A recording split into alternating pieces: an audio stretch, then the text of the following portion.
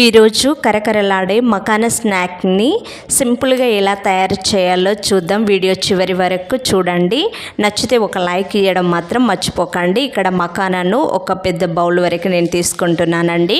వీటిని మాడనివ్వకుండా నెమ్మదిగా వేంపుకోవాలి. చాలా టేస్టీగా ఎనర్జెటిక్గా ఉంటుందండి. ఖచ్చితంగా మీరు ట్రై చేయండి.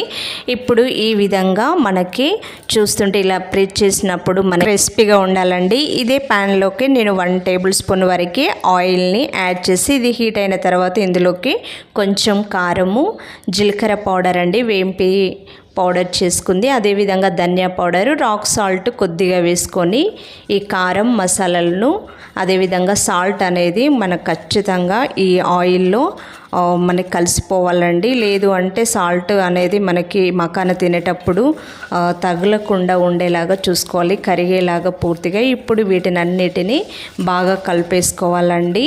మనకి డైలీ ఒక స్నాక్ లాగా తీసుకోవచ్చండి.